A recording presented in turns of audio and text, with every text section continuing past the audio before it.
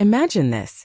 An old woman fed 3 homeless children, not knowing that small act of kindness would change her life forever, years later.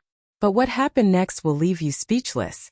Smoke from the pot rose slowly, mixing with the smell of hearty soup and fresh rolls. Mrs. Eleanor's cart was humble but spotless. An old metal stand, a faded canopy, a sizzling grill, and jars of ketchup and mustard lined up like little soldiers. All around was the noise of the city. Cars honking, hurried footsteps, a distant siren, and voices crossing paths without making eye contact. Mrs. Eleanor had working hands with tiny little burns and tired nails. She adjusted her stained apron and served a bowl to a customer who had known her for years. "God bless you, Mrs. E," the man said, leaving a few dollars. She barely smiled. It wasn't a big smile.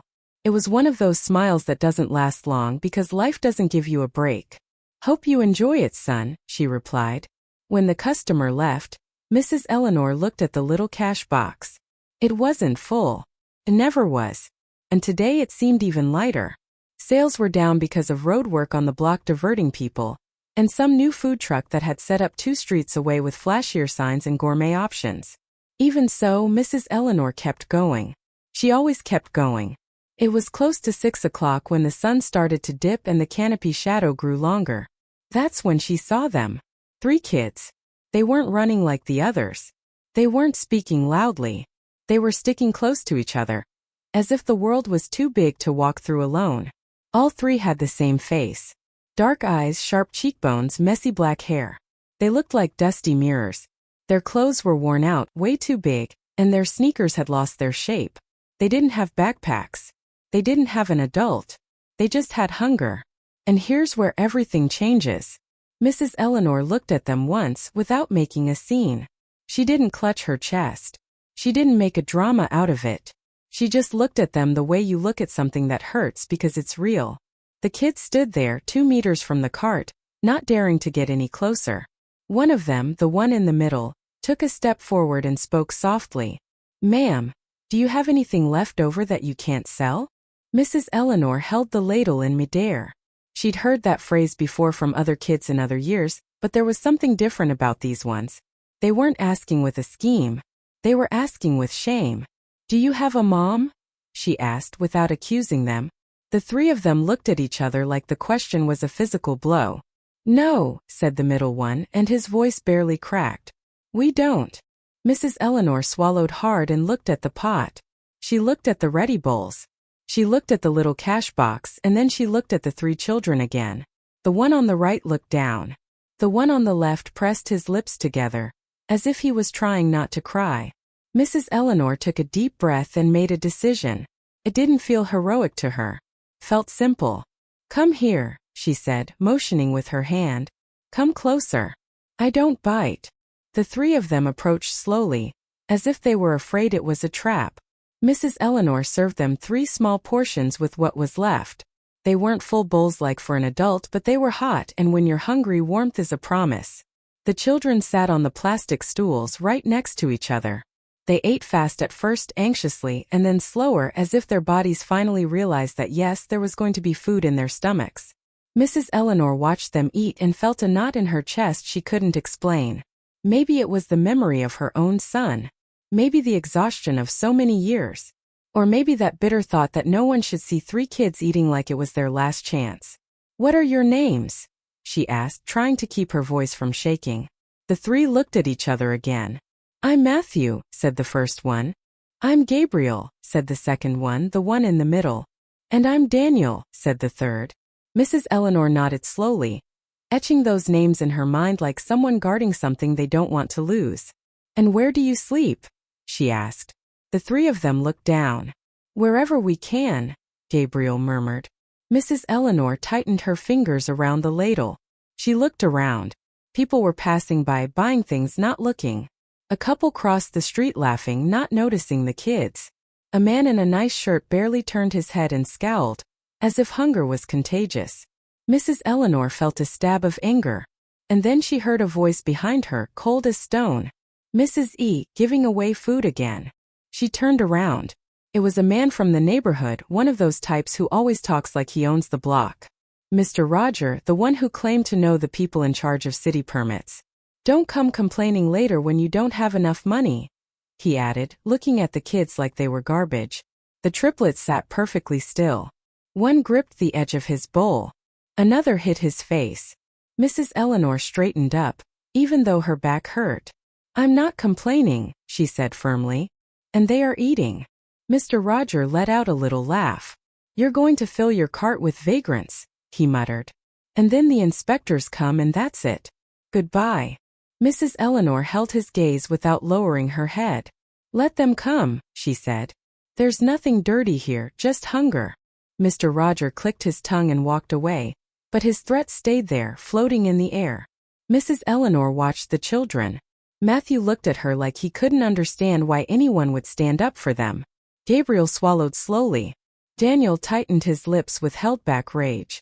Mrs. Eleanor lowered her voice. Eat up, she told them. And when you're done, tell me where you're going. I won't rest easy if I just let you go like this. The three looked at each other, and for the first time, their eyes showed something more than hunger. They showed a tiny hope like a flickering flame. Mrs. Eleanor didn't know it, but in that instant, with 3 simple bowls and a firm sentence, she had just done something that the world doesn't easily forgive or forget. Because feeding 3 homeless children was an act of kindness, but it was, without meaning to, a promise. If you're still watching, you won't believe how this promise comes full circle years later. Stick with me on Taleverse Studio, because this story is about to get even more emotional. The street remained the same, cars passing, people buying without looking, the grill letting out that sizzle that sounded like a tired heart. But for Mrs. Eleanor, the afternoon wasn't the same anymore, since the 3 kids sat on her plastic stools. Matthew, Gabriel, and Daniel finished their portions with care, as if they wanted to stretch the warmth of the food so it would last longer. They didn't ask for more, not because they didn't want to, but because they were too embarrassed.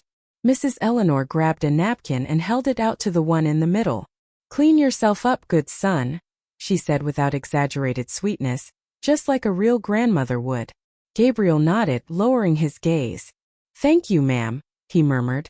Mrs. Eleanor picked up the bowls slowly, looking at their small hands, child's hands, but with street marks, a scratch on the knuckles, broken nails, fingers a little swollen from the cold of sleeping wherever.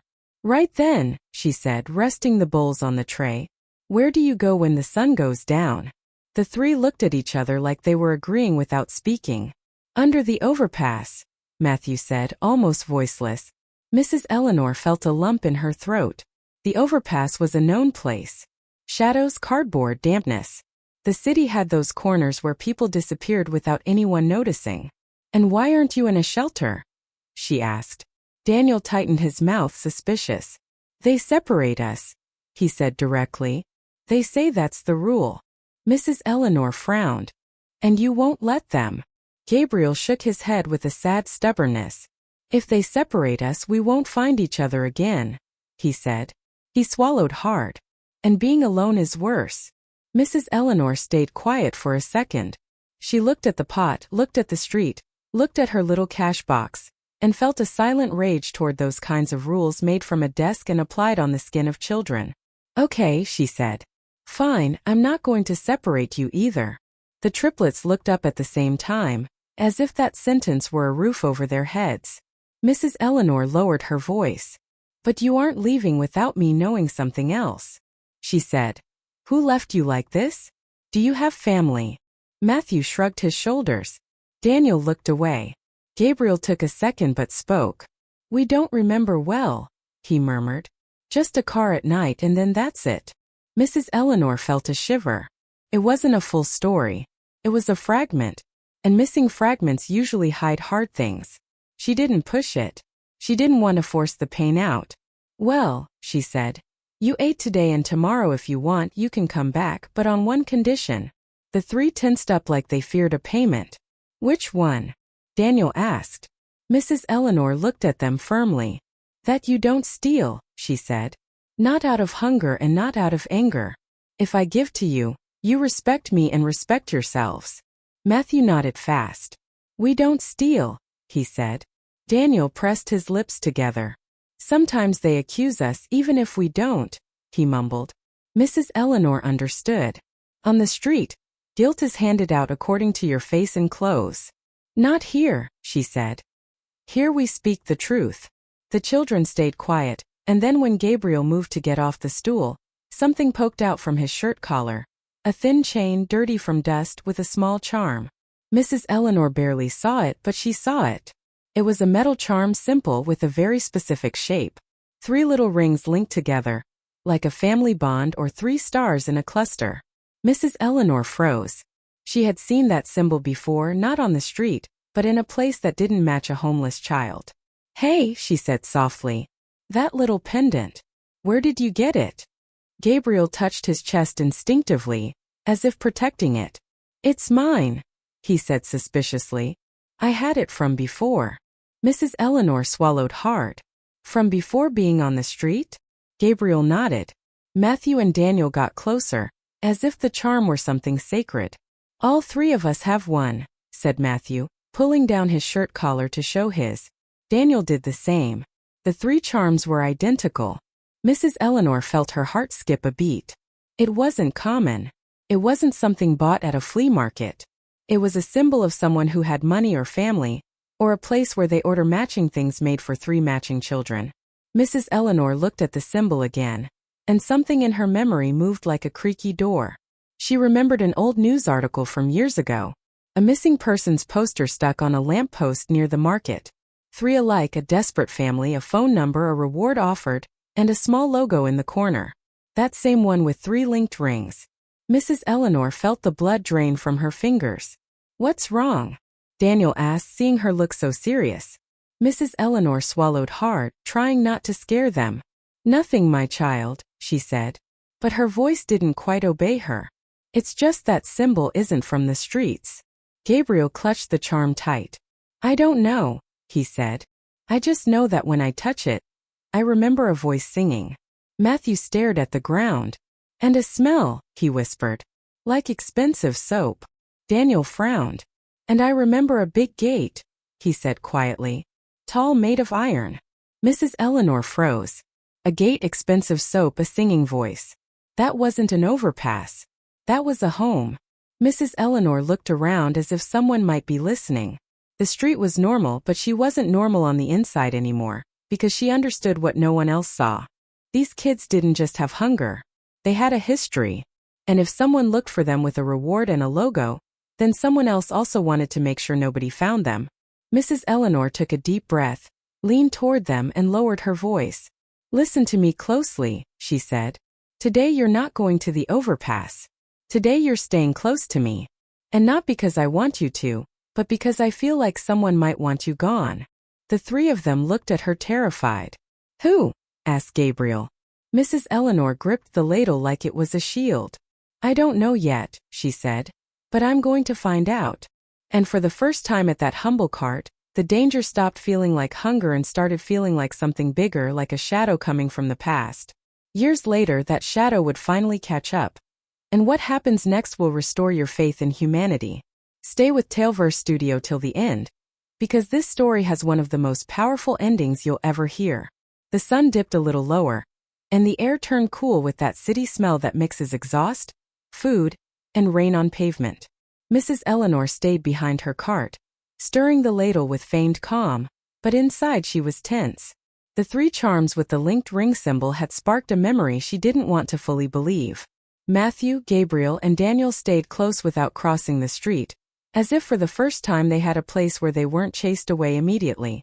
They didn't talk much, watching people cautiously, and every time someone got too close, the 3 huddled tight together like they were one person. Mrs. Eleanor handed them a glass of water. Drink slowly, she said. I don't want you getting sick on me. Gabriel took the glass carefully. Thank you, ma'am. Just then a dry laugh rang out a few steps away. Well, look at her. Mrs. Eleanor spun around. Mr. Roger was walking up with 2 men behind him, the kind who always look like they have permission to do whatever they want. One had a folder, the other a cap and a cheap radio. Mr. Roger was smiling like he was here to collect a debt he'd enjoy. Mrs. E., he said. What a big heart, giving free food to strays. Don't come crying to me later when they take your card away. The triplets went still. Matthew looked down. Daniel pressed his lips together. Gabriel pressed himself closer to the edge of the cart, hiding. Mrs. Eleanor straightened up. "They're not strays," she said. "They're children."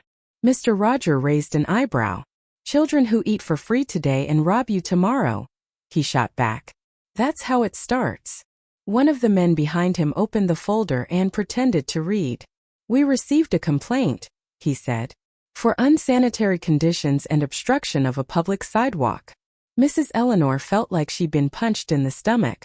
That word unsanitary was their favorite when they wanted to take something from you without admitting you were just in the way. "My cart is clean," she said firmly. "It's always been clean." The man shrugged. "That's for us to decide." Mrs. Eleanor looked at the grill, the pots, the jars. Everything was in order. She knew it. But she also knew that when an inspector arrives wanting to find something, he finds it. Mr. Roger smiled. "I told you, Mrs. E," he murmured. "If you wanted to stay out of trouble, you should have listened to me." Mrs. Eleanor looked at him with suppressed rage. "What do you want?" He lowered his voice, but just enough for the kids to hear. "I want you to stop attracting problems," he said. "And I want those kids out of here." Gabriel looked up terrified. Matthew gripped the edge of the bench. Daniel, however, took a step forward as if he wanted to stand in front. Mrs. Eleanor reached a hand toward him, stopping him without touching him. "No," she whispered. "Don't get involved." Mr. Roger saw the gesture and scoffed. "Look how cute. She has guardians now," he said. "How much do you pay them with soup?" People started turning around. Some curious onlookers got closer, and that was the plan. Public humiliation so shame would do the work. A lady from the nearby store muttered, "That's why this place is full of troublemakers." A man on a bike shouted out, "Call child services on them." The children heard it and shrank down even more. Mrs. Eleanor felt the anger rising, but forced herself to speak calmly. "They haven't done anything," she said. "They're eating, that's all." The inspector with the folder walked up to the cart and stuck his nose in, looking for a stench. "H," he grunted exaggeratedly. "Smells weird here." Mrs. Eleanor tightened her grip on the ladle. "It smells like food," she said. "Like it should." Mr. Roger took a step forward and pointed at the triplets. "You see," he told the crowd. "This woman encourages street life. Then they go around stealing and everyone complains, but nobody lifts a finger." Daniel clenched his fists. His eyes burned with rage. "We don't steal," he blurted out, unable to hold it back. The silence lasted a second, and in that second Mr. Roger smiled. "Oh no," he said. "Then prove it. Let's see what you've got in your pockets." Daniel froze. Matthew looked at Gabriel with fear. Gabriel instinctively clutched his pendant. Mrs. Eleanor stepped forward, planting herself firmly. "You have no right," she said loudly. "They're just kids." The man with the radio stepped closer. "We do have the right if there's suspicion," he said. The crowd murmured. The word suspicion was like gasoline. Mr. Roger raised his voice like he was performing a public service. "Mrs. E, don't be difficult. Either you run them off or I run them off with the real authorities." Mrs. Eleanor felt the world crashing down on her. And in that moment she saw something. The torn pocket on Matthew's pants, the trembling of Gabriel's chin, the desperate rage in Daniel. They were children. They were hungry, and now they had humiliation. Mrs. Eleanor took a deep breath, gathered her courage, and spoke clearly for everyone to hear.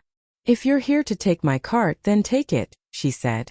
"But I'm not going to chase away 3 children like they're dogs.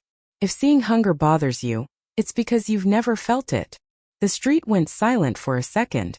Some looked down, others shifted uncomfortably.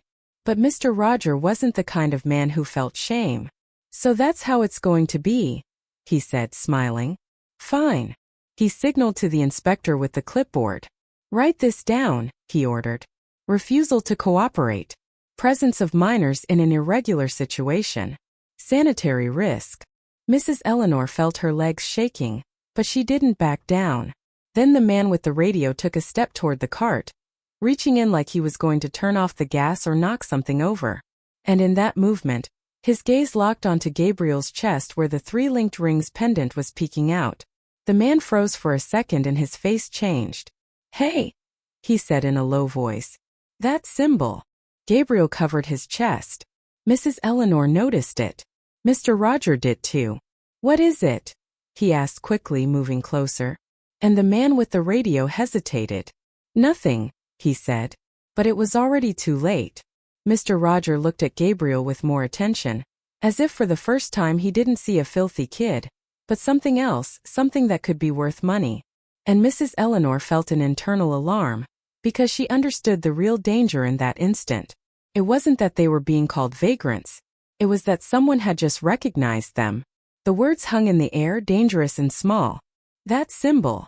The man with the radio had said it almost by accident, but it was enough to send a chill down Mrs. Eleanor's spine. Gabriel covered his chest immediately. Matthew took a step back. Daniel clenched his fists as if his rage could protect them.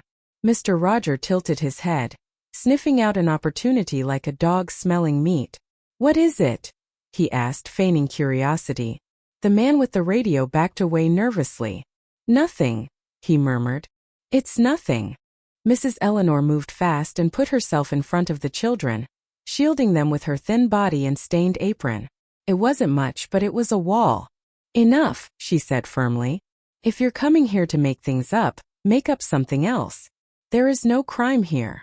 Mr. Roger let out a laugh, but the laugh was no longer mocking. It was calculating. Mrs. E, I just want to help you, he said. You get into trouble for being too kind, and the street doesn't forgive. Mrs. Eleanor looked at him the way one looks at someone disguised as a friend. I don't need your help, she replied. Mr. Roger made a gesture with his hand as if surrendering, but his gaze remained locked on Gabriel's neck. Well, he said, don't say you weren't warned later. The inspector put away the clipboard without fully finishing the threat. The man with the radio avoided looking at the children. The three of them walked away, but they didn't leave in a hurry. They left with that fake calm that says, I saw something and I'll be back. When they finally turned the corner, Mrs. Eleanor let out her breath as if she had been holding it since they arrived. The children remained still, not moving. Ma'am, Matthew murmured. We're leaving. Mrs. Eleanor looked at the street, looked at the cart, looked at the setting sun, and decided without saying it yet. Today you are not leaving my side, she said. Not to the overpass, not anywhere. Gabriel's eyes went wide. But if we stay, they'll shut down your cart. Mrs. Eleanor gripped the ladle as if it were a cane. The cart can be lost, she said. You cannot. Daniel lowered his gaze for a second, swallowing something down. Then he spoke with a small voice, almost ashamed. We don't want to be a burden. Mrs. Eleanor looked at him. You aren't a burden, she said. You're children. The afternoon went on. 2 customers arrived, and Mrs. Eleanor served them with quick hands as always. The children stayed to the side, quiet and watching. And in that watching, Mrs. Eleanor noticed something. They weren't street kids in the way people usually think. They didn't have the knack for stealing. They had the knack for enduring. When a customer left extra change, Matthew saw it, but he didn't reach out his hand. When a lady got distracted with her open purse, Gabriel looked at it and closed it discreetly so no one would take anything.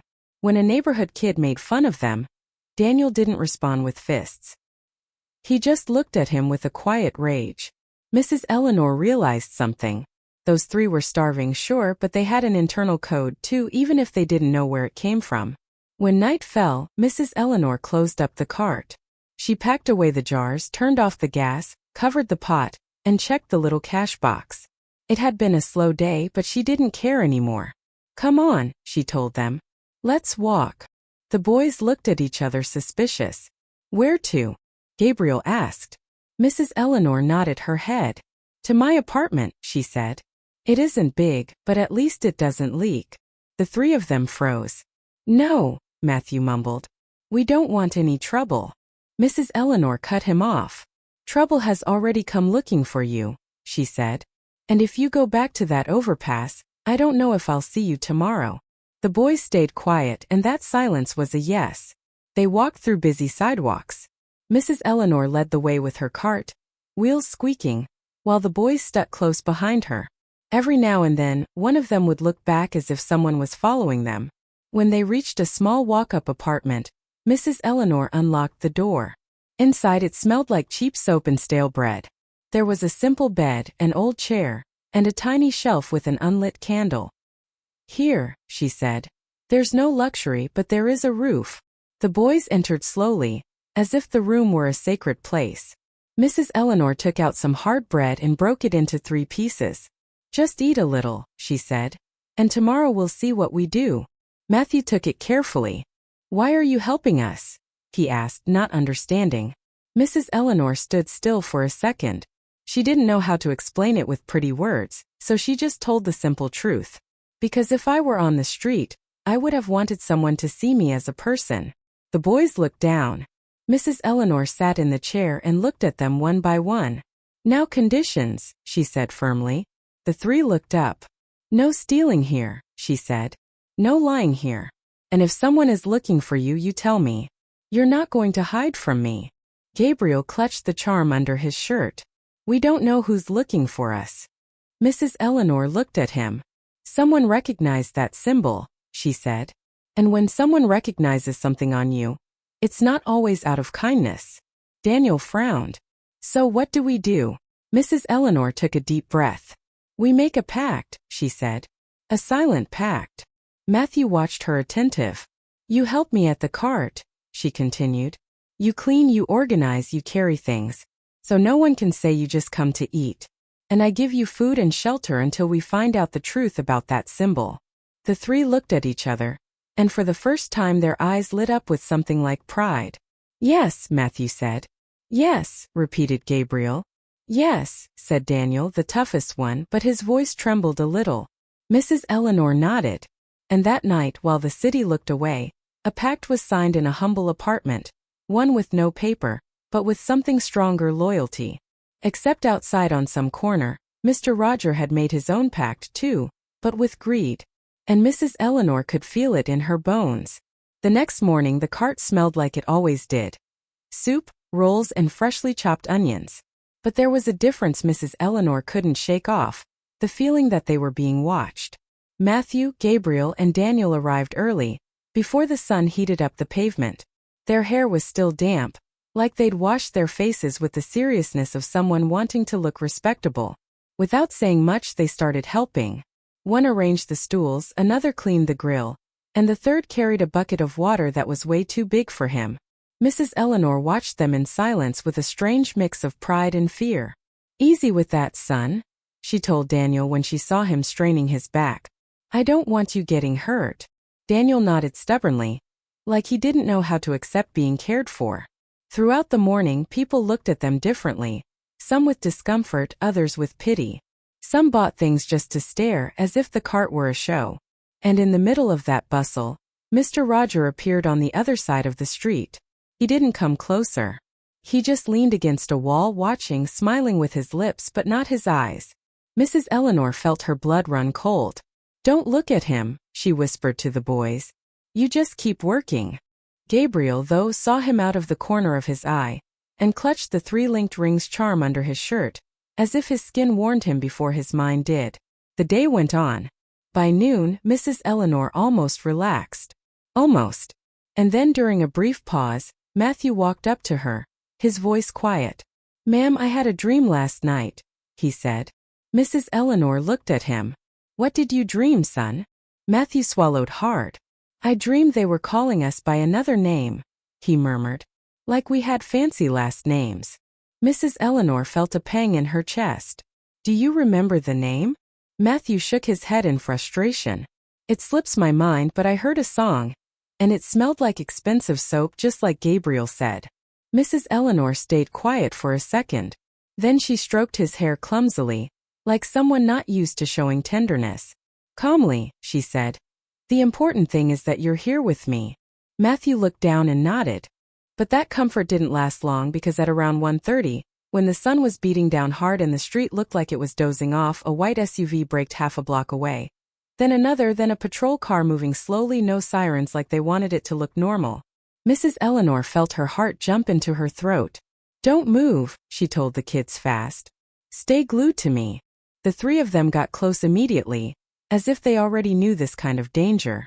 2 people in vests carrying folders got out of the SUVs. One had an ID badge hanging around his neck. The patrol car parked nearby. A police officer looked over without rushing.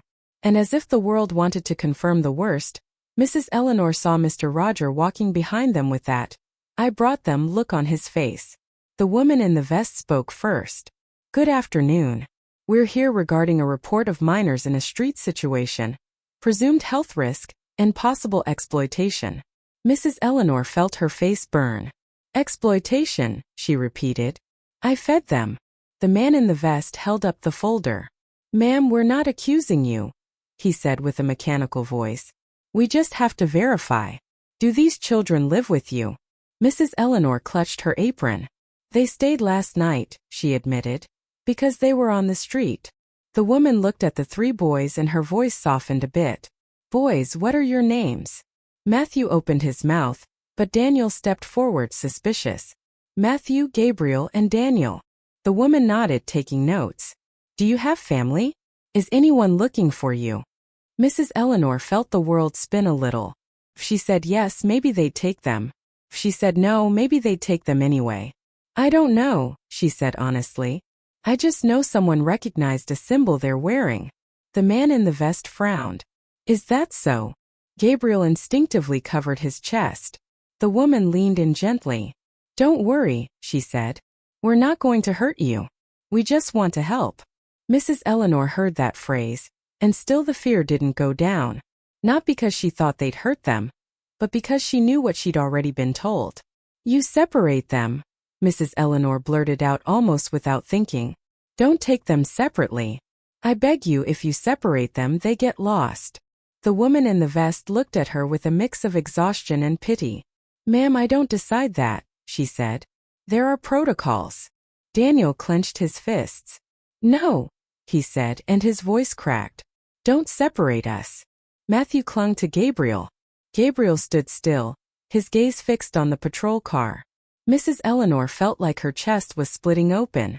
"Look at the cart," she said desperately, pointing. "It's clean. They help out.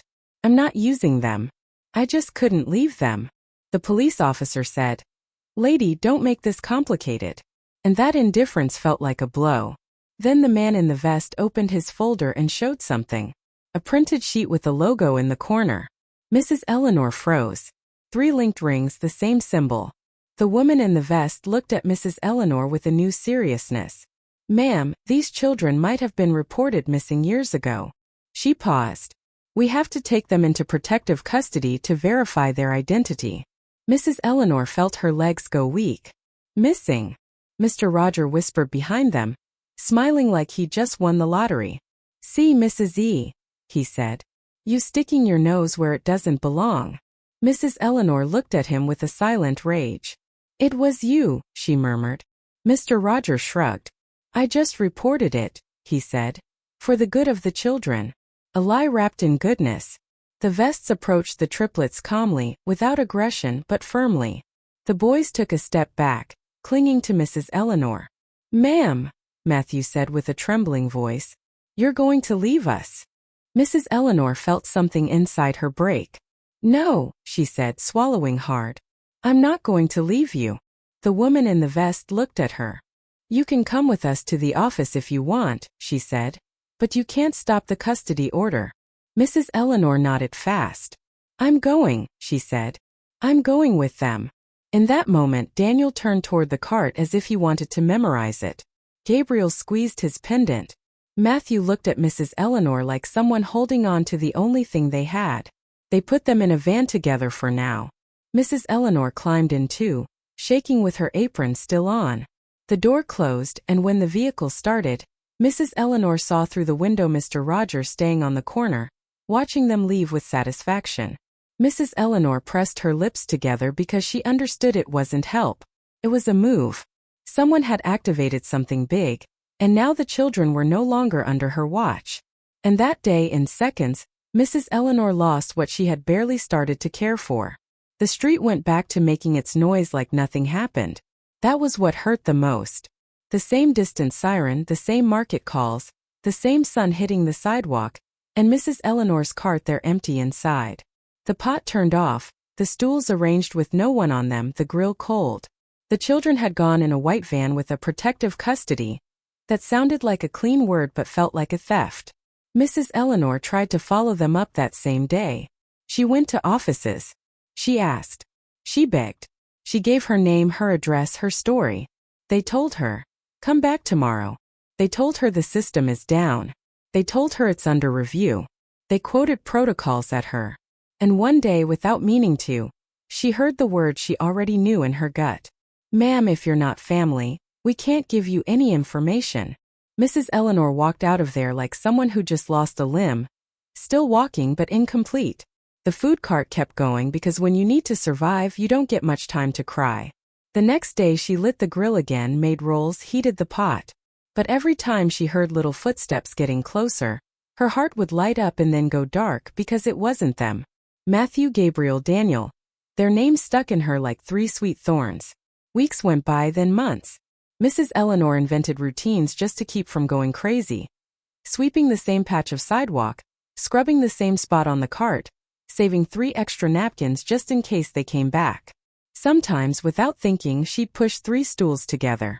Then when she realized what she'd done, she'd pull them apart fast, ashamed of her own hope. In the neighborhood, people talked for 2 days and then they forgot. Good thing they took them, some said. Gets rid of the trouble. Others whispered. Mrs. Eleanor had gotten too attached, they said. And that was the worst part, that they called it getting attached when what she did was protect them. One afternoon, Mr. Roger walked past the cart and dropped a comment like he was dropping a heavy stone. "See," he said, smiling. "In the end, everything works out when you do the right thing." Mrs. Eleanor looked at him with silent hatred. "Get lost." Mr. Roger shrugged his shoulders. "You got yourself into this mess," he mumbled and walked away. Over time, Mr. Roger became a bigger deal on the block. He started charging protection fees, claiming he could fix permits. Sometimes he'd stand just 2 meters from her cart, as if reminding her that he could make her life miserable whenever he wanted. Mrs. Eleanor endured it. She endured it for years. Her hair turned whiter, her back grew more hunched, and her hands got rougher. Her regulars grew old right along with her. Some of them never came back. Others would tell her, "Mrs. E, you should rest." But Mrs. Eleanor wouldn't rest, because rest meant silence. And in the silence she could hear voices. Sometimes she dreamed the children were outside and she couldn't open the door. Sometimes she dreamed she was looking for them in an alley full of shadows, and all she found were their 3 linked rings charms lying on the ground. In a box in her apartment she kept the little that remained of them, a folded napkin with a ketchup stain, a cheap plastic spoon that Gabriel had used, and a drawing Matthew left her one morning, a food cart with 3 stick figure kids. She guarded it like it was gold. One day, many years later, a lady selling flowers nearby asked her, "Mrs. Eleanor, do you still think about those kids?" Mrs. Eleanor didn't answer with words. She just looked at the street. "'Cause yes, every day." The neighborhood changed. The block filled with more vendors, the market expanded, better phones arrived, newer cars, people in a rush. But Mrs. Eleanor's cart stayed exactly the same. Old, humble, clean. A fixed point in a world that never stopped. And she became part of the landscape, just another old woman. Until one random Friday, when the sun was high and the air smelled of oil and rolls, Mrs. Eleanor heard a sound that didn't belong on her block. A roar. Not a motorcycle, not a truck. A refined, expensive roar. The people around her turned to look first. She didn't. She kept serving out of habit until the noise got so close that the sidewalk vibrated. Mrs. Eleanor looked up and saw 3 shiny cars, low, aggressive, like animals from another world. 3 Teslas braked. The street went silent. Mrs. Eleanor felt the ladle slip a little in her hand, because in that instant, without understanding why, she knew life was about to collect on an old debt. The 3 sleek Teslas sat motionless in front of the cart as if the world had hit the brakes with them. The street filled with eyes. People who usually walked past without looking stopped now, raising their phones, whispering. Loose phrases floated in the air. Who died? What are they going to buy here? No way. They know Mrs. E. Mrs. Eleanor held the ladle with a trembling hand, not from excitement yet, but from fear. Because in her life, whenever something shiny appeared suddenly, it almost always brought bad news. One of the cars cut its engine, then the second, then the third. The silence that followed was strange, heavy like inside a church. Mrs. Eleanor didn't move. She watched the cars the way you watch a storm, waiting for the lightning to strike. And the strike wasn't a noise. It was a memory. Because in that instant the black reflection of the cars threw back her own image. A thin, hunched old woman with a stained apron, her face marked by the sun and the years. A woman who had spent too much time swallowing her words. The past crashed down on her without asking permission. It wasn't just the children. It was everything Mrs. Eleanor had learned to bottle up just to keep living. She had been young once. She'd had a small house with a yard. She once had a husband who smelled of earth and bar soap. A hard worker with strong hands. His name was Mr. Julian. He wasn't rich, but he was one of those men who always come back no matter how tired they are, until one day he didn't. An accident, an ambulance that arrived too late, a hospital that only helped when it could. Mrs. Eleanor watched him fade away without the money to buy miracles, and she was left alone with life weighing heavy in her hands. Then came her son, her only son, Stephen. Stephen was her pride and her fear. He grew up watching his mother work and swore that one day he would get her off the streets. He studied a little, worked a little, and one day he left for the big city to look for opportunities. Mrs. Eleanor would pack him food in a napkin when he came to visit, as if he were still a child. But the city doesn't forgive those who go without someone watching their back. Stephen got into a bad job with bad people just for a while. He told her over the phone just to save up and come back. Mrs. Eleanor didn't understand those worlds, but she understood the tone. The tone of someone who is scared and doesn't want it to show. One day Stephen stopped calling. Mrs. Eleanor searched for him with everything she had. Her feet, her voice, and her shame. She went to stations, to offices, to churches. They told her the same thing they would tell her years later with the triplets. If you aren't family with papers, we can't help. Mrs. Eleanor was left with the hollow space in her home. And then the worst part happened. The people, the street, the neighborhood started to talk. Her son ran off. Her son was a thief. Her son left her for another woman. Mrs. Eleanor never knew the whole truth. She only knew that when loneliness moves in, it starts bending you from the inside. That's why when she saw Matthew, Gabriel, and Daniel that afternoon starving, it wasn't just kindness. It was one wound recognizing another wound. It was a mother without a son looking at 3 children without a mother. And that's why she cared too much, as people said, because in them Mrs. Eleanor felt a second chance to do something right, even if the world told her she was worthless. The roar of cars brought her back to the present. A door opened, then another, then another. 3 men stepped out almost at the same time. All 3 tall, all 3 with presence, all 3 with that quiet elegance that doesn't need to shout. They weren't boys from the neighborhood. They looked like they were from another world. Mrs. Eleanor looked at them and felt a strange jolt, like when something familiar is hiding inside the impossible. And yet her first reaction was human. She lowered her eyes because the first thing she felt was shame. Shame for her old cart, for her apron, for her burned hands, for her whole life summed up in a cooking pot. She wanted to hide behind the cart, but she couldn't. The 3 men walked toward her slowly, not in a rush, not mocking, as if every step was out of respect. Mrs. Eleanor gripped the ladle tight.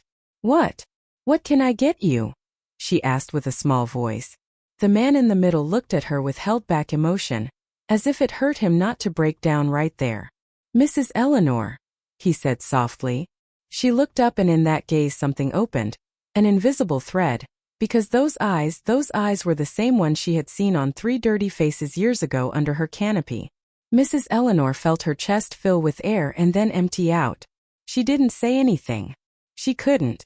The 3 men stopped in front of the cart, and the one in the middle, his voice trembling as if he finally allowed himself to feel, let out a sentence that split her world in 2. "We didn't forget you." Mrs. Eleanor felt her knees go weak, and in her head, like an old echo, the 3 names returned. Matthew, Gabriel, Daniel. But she still didn't dare believe it, because Mrs. Eleanor had already lost too much. And the heart, when it has lost too much, learns to suspect even miracles. The sentence hung suspended between the smoke of the grill and the sleek shine of the cars.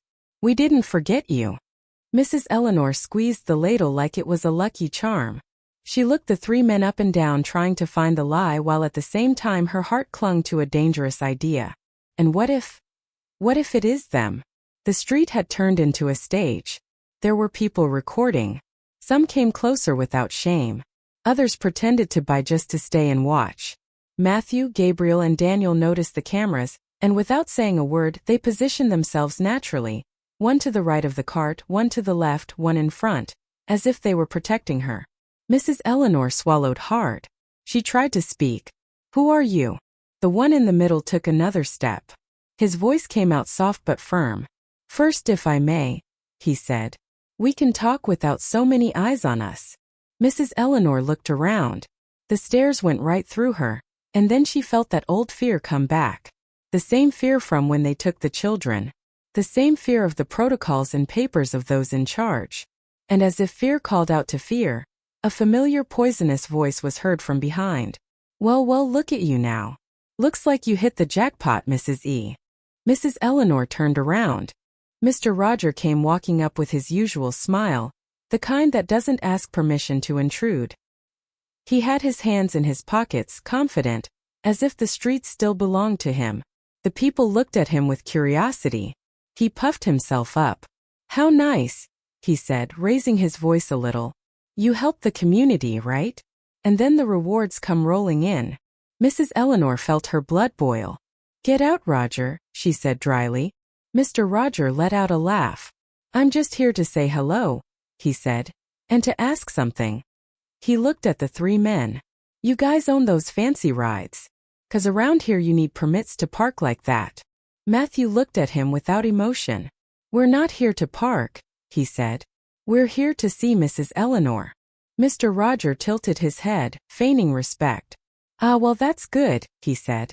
"Because look, Mrs. E, I don't want people saying later that I didn't look out for you. There are rules here, and if money's involved, well, there are fees." Mrs. Eleanor clutched her apron. She knew that word. Fees meant extortion with a smile. Gabriel took a step toward Mr. Roger without raising his voice. "You're charging fees to an old lady?" Mr. Roger laughed, acting like it was nothing. "Don't get confused, young man," he said. "I don't charge. I help manage things. Keep everything in order here." Mrs. Eleanor understood. Daniel gave Mr. Roger a dry look. "And did you help the day they took 3 kids away, too?" The tension could be cut with a knife. Mr. Roger blinked for a fraction of a second, but Mrs. Eleanor saw it. His smile went stiff. "What kids?" he asked, feigning ignorance. "I don't even remember." Mrs. Eleanor felt a chill run down her spine. The triplets looked at each other as if confirming an old suspicion. Matthew spoke calmly. "We remember." The crowd around them murmured. Some people moved their phones closer. Mr. Roger threw his hands up theatrical. "Oh no," he said. "Don't go trying to blame me for things now. I'm a decent citizen." Mrs. Eleanor stepped forward, trembling with rage. "You pointed them out," she said almost in a whisper. "You brought those people here." Mr. Roger smiled. But now it had an edge to it. "Mrs. E, don't get yourself into trouble," he said quietly. "It's in your best interest not to stir up the past, especially now that there's money involved." That sentence felt like a punch because it wasn't just a threat. It was a warning. He saw an opportunity. Matthew heard it too, and his voice was firm but steady. "There's no money involved here. There's a moral debt, and you're not going to cash in on it." Mr. Roger shrugged, but his gaze turned dark. "Look, young man, I don't know who you are," he said. "But this block has an owner, and that owner is the law. If I make a call, inspectors show up and it's bye-bye cart. And Mrs. Eleanor is too old to be dealing with shocks." Mrs. Eleanor felt fear rise like cold water, because it was true. Every time he wanted, inspectors appeared. Gabriel leaned in toward Mrs. Eleanor. "Don't be afraid," he said softly. "You're not alone today." Mrs. Eleanor looked at him, and those words caused a beautiful kind of ache, because for years she had been alone, and loneliness makes you obey out of sheer exhaustion. Daniel gave Mr. Roger a cold stare. "If you threaten her again, we go public." Mr. Roger let out a short laugh. "Public," he said. "Around here the public forgets by tomorrow and you guys will be gone. She stays." That was the cruelest line because it was true. Mrs. Eleanor's life remained here. Miracle or not. Matthew took a step closer, his voice low. Dangerous because it was so calm. We're not leaving. Mr. Roger looked at him, sizing him up. Oh no. Matthew held his gaze. We're not leaving until we fix what you broke. Mr. Roger pursed his lips for a second, then raised an eyebrow and smiled like a man deciding to play dirty. Then we'll settle this the easy way or the local way, he said, pointing at the city hall in the distance. He walked away, but not like someone retreating, like someone going for backup. Mrs. Eleanor watched him walk away and felt that old fear pierce her again. They're going to do the same thing to me all over again, she murmured. They'll come with papers, with police.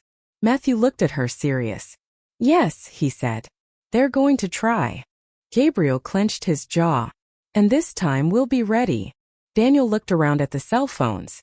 But first, he said, we need to get her out of here before the fear silences her. Mrs. Eleanor swallowed hard. The miracle was already here. But so was the system. And when the system feels like it's losing control, it attacks. The air felt strange after Mr. Roger left, as if he'd left a trail of poison behind. The phones were still held high. People kept murmuring, and Mrs. Eleanor, even with the three men right in front of her, felt that same old fear. The fear of papers, of red tape, of the world crushing you without ever laying a hand on you. Matthew spoke quietly. We're moving, he said. We're exposed here. Mrs. Eleanor clutched her apron. Where to? She asked, her voice trembling. Gabriel looked at the cart, the pot, the grill. First, let's close this up, he said. We're not letting them use this to claim you ran away. Daniel stepped in front of the crowd and raised a hand. Not shouting, just setting a boundary. Excuse me, he said. Don't record the lady. Have some respect. Some lowered their phones in shame, while others moved closer, morbidly curious. A woman blurted out, well, if those cars are showing up, she must be into something. Mrs. Eleanor felt the shame like a physical blow. That same block where they used to ignore her was now looking at her like her poverty was just a disguise. Matthew walked up to the cart and calmly started packing things up. He didn't rush anything, clearly trying not to cause a scene. Gabriel killed the gas. Daniel arranged the stools. Mrs. Eleanor watched them, feeling a strange mix of emotions, gratitude and panic. Don't get into trouble for my sake. Matthew looked her in the eye. Mrs. Eleanor, you got into trouble for us when you had nothing, he said. Now it's our turn. Just then, a message popped up on Gabriel's phone. Then another, then another. His face hardened. It started, he muttered. What? Asked Matthew. Gabriel turned the screen around. It was a post blowing up on local social media. A photo of the cart taken from a distance with a venomous headline. Elderly woman involved in suspicious luxury car scheme at street cart. Mrs. Eleanor felt her stomach tie into a knot. Involved, she whispered as if the word didn't belong in her life. Daniel clenched his jaw. Roger is pushing this, he said. And if it sticks, inspectors and police will be here tomorrow with a reason.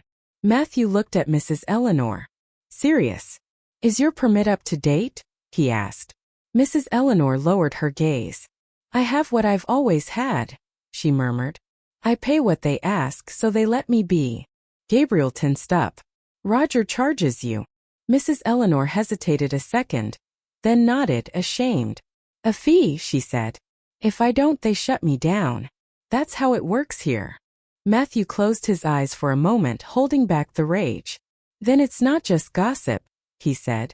It's extortion. Daniel looked toward the street like he could already see the guys in vests coming. And Roger isn't satisfied with his cut.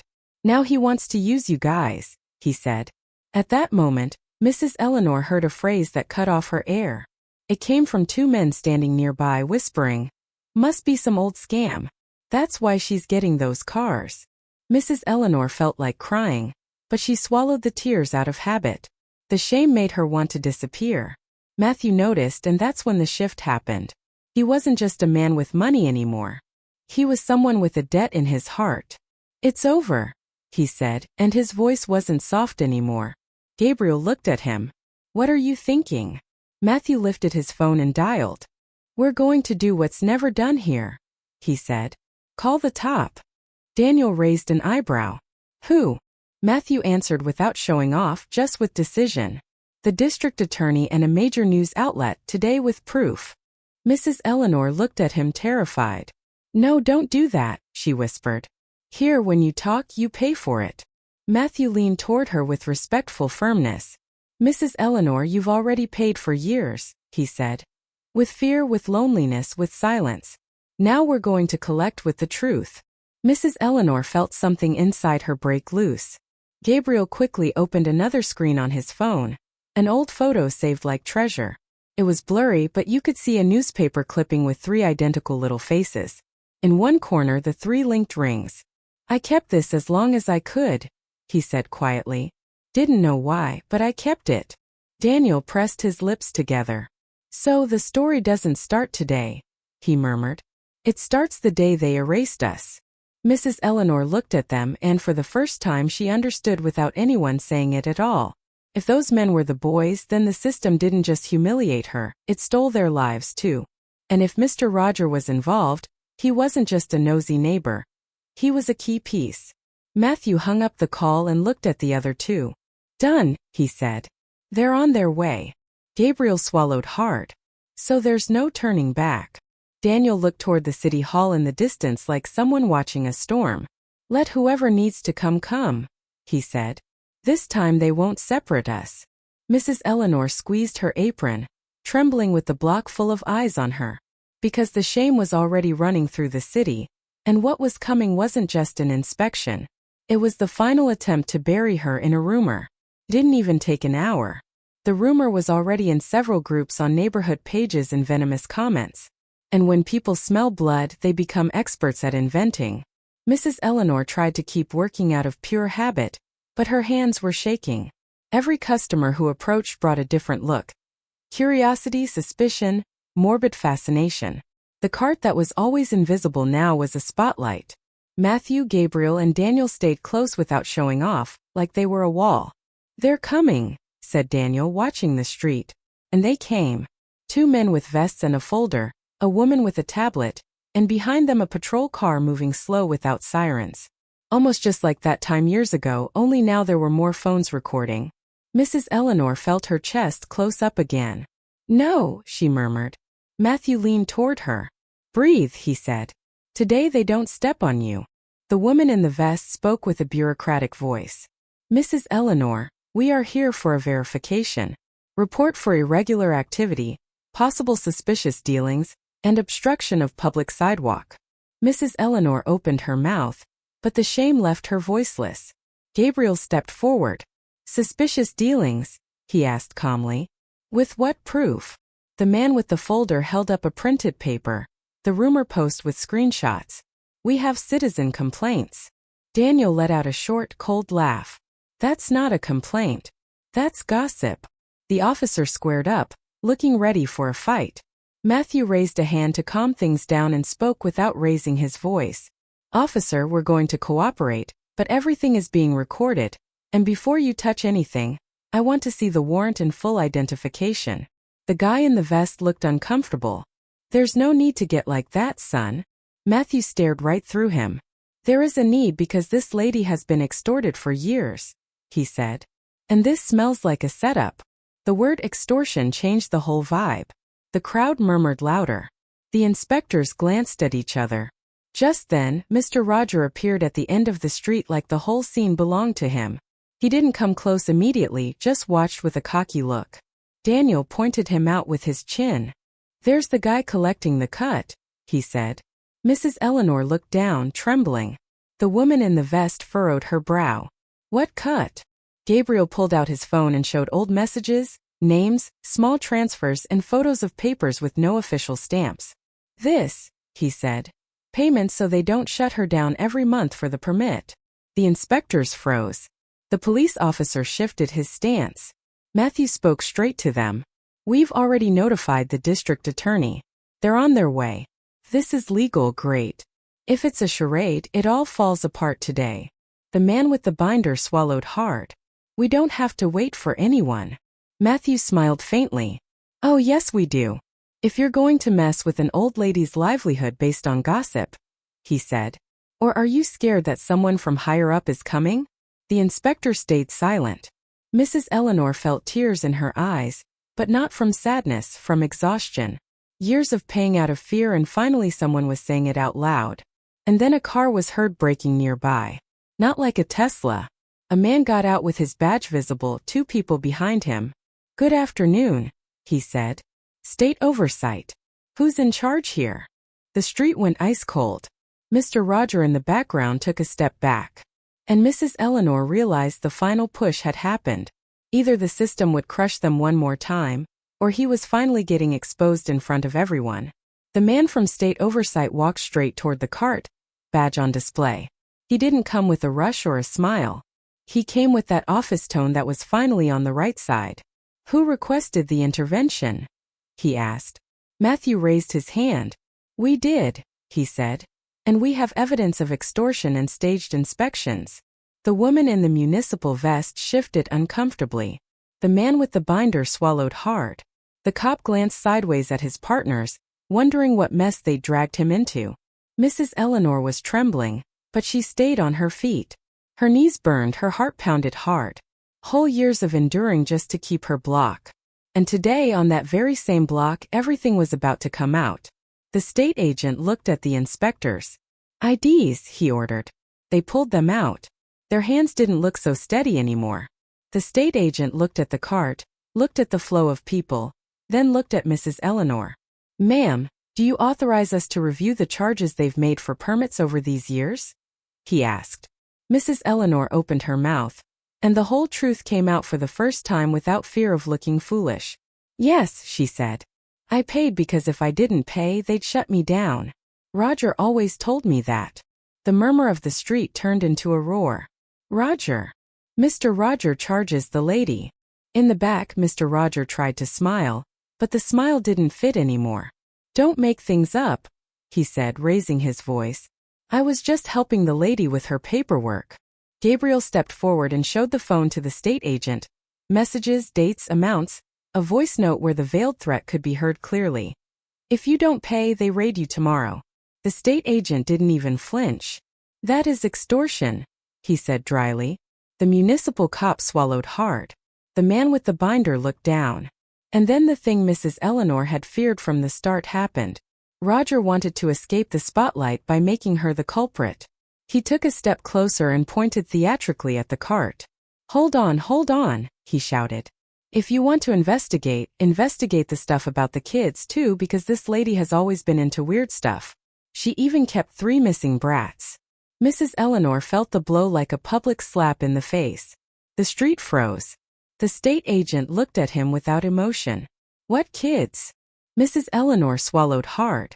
Her hands were shaking. Matthew spoke for her. "Us," he said. Silence. Gabriel and Daniel stood at her sides as if holding up the air around her. "Officer," Matthew continued, "years ago when we were kids, they took us into protective custody from this very cart. And him." He pointed at Roger. "He was the one who triggered it all." Mrs. Eleanor felt like her chest was cracking open. The word "us" was a miracle spoken out loud. The people looked at the 3 men with new eyes. "Them. Those are the kids." And the state agent furrowed his brow. "Serious? Do you have a way to prove it?" Gabriel pulled a chain from his neck. He held it up. A small metal charm. 3 linked rings. Then Matthew took out his.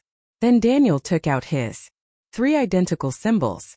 Mrs. Eleanor felt the tears rising without permission. Matthew looked at Mrs. Eleanor, his voice finally cracking. "You fed us when nobody else would," he said. "You gave us a roof over our heads. You defended us. You were the closest thing to a family we had." Mrs. Eleanor pressed her hand to her chest. I just," she tried to say, and then she broke, not with screams, but with that silent weeping of someone who has held it in for years. "I looked for you," she whispered. "I looked for you so hard. Nobody would tell me anything. They told me I wasn't family and I was left with nothing but your absence." Daniel lowered his head, holding back his rage. "They separated us for a while," he admitted. "But we found each other again. And since then we made a promise to come back for you."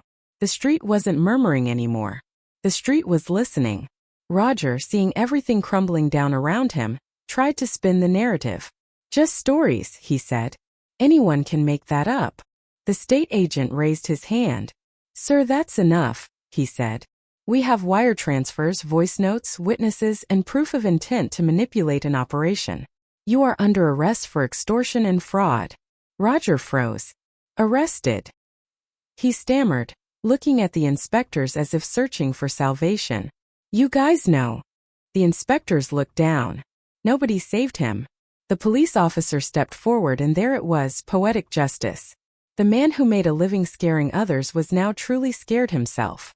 Roger screamed, kicked, and demanded to speak to someone higher up, but he didn't reach anyone up there because his power only existed as long as nobody called him out. Mrs. Eleanor watched him go and didn't feel joy. She felt relief. Years of relief. The state agent approached Mrs. Eleanor. Ma'am, your card is protected while we investigate. Nobody is going to shut you down for this. And if you wish, you can file a formal complaint about the payments. Mrs. Eleanor nodded with a broken voice. Yes, she said. No more living in fear. Matthew took her hand, his elegant hand over her rough one. It was a contrast that hurt in a beautiful way. You won't live with fear anymore, he said. The people around them started clapping, shyly at first, then louder. It wasn't for the Teslas. It was for seeing an abuser finally fall. And then when the noise died down, Matthew leaned toward her as if he were a child again. Grandma, he said, we came back. Mrs. Eleanor looked at him as if her heart finally dared to believe. Matthew whispered. Matthew smiled through tears. Yes, Gabriel. He looked at the second brother. Gabriel nodded. Yes, Mrs. E. It's Daniel. Daniel swallowed hard, tough on the outside, broken on the inside. Yes, Grandma. Mrs. Eleanor closed her eyes for a second and let out what she had held in for years. Thank you, my God. The three of them hugged her carefully, not squeezing, as if they were afraid they might break her. She smelled the expensive cologne, and underneath it, like an echo, she caught the scent of clean soap from that memory. And right there in the middle of the street a wound healed. But one last wound remained. Stephen, Mrs. Eleanor's son. Matthew looked at her serious. Mrs. E., he said. Is there something else? Something you deserve to know. Mrs. Eleanor tensed up. What? Gabriel took a deep breath. Years ago, when they were moving us from place to place, a man helped us at a bus station. He gave us bread, told us to look for a lady at a food cart, and gave us your name, Mrs. Eleanor. Mrs. Eleanor lost her breath. Who was that man? She whispered. Daniel lowered his voice respectfully. His name was Stephen. The world stopped for Mrs. Eleanor. No, she murmured. My son. Matthew nodded, his eyes wet. We found him years later, he said. He was sick. He managed to tell us that you looked for him, that he regretted leaving, and that one day he wanted to come back, too. Mrs. Eleanor trembled all over. Is he alive? She asked with a hope that hurt. Gabriel looked down. No, Mrs. E., he said. But he died knowing that you loved him. And he asked us one thing, that if we ever found you, we'd tell you the truth and thank you for never stopping being a good person. Mrs. Eleanor wept. Not a loud scandalous cry, but a quiet weeping like rain. And in those tears the final thread was closed. The uncertainty.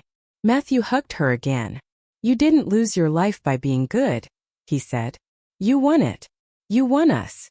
Days later, Mrs. Eleanor's cart was still on the block, but no longer out of necessity, out of identity. The triplets didn't whisk her away to a mansion to show her off. They fixed up her small apartment, set up security, renovated her cart, and bought her a cozy legal kitchen with all the paperwork in order, all without taking away her place. They even added a small community garden nearby where local kids could learn to grow veggies, as a way to honor her kindness and prevent more children from ending up on the streets. Roger faced charges. The inspectors were investigated. And the neighborhood learned something they never learn until they see it. That abuse ends when the victim stops staying silent and when someone with power decides to use it to protect, not to crush. One afternoon, Mrs. Eleanor served a bowl again. This time she served it with hands that trembled less. She looked at Matthew, Gabriel, and Daniel sitting on 3 stools just like years ago. What do you want to eat? She asked, and her voice wasn't one of fear anymore. It was the voice of home. Matthew smiled. "Whatever you want, Grandma," he said. And Mrs. Eleanor understood the lesson with a new kind of peace. Sometimes a shared meal doesn't just fill the stomach, it brings families back. If this story touched your heart, drop your thoughts in the comments. I read every single one here on Taleverse Studio. Hit that like button if it made you tear up. And subscribe for more real-life inspired stories that remind us kindness always wins in the end.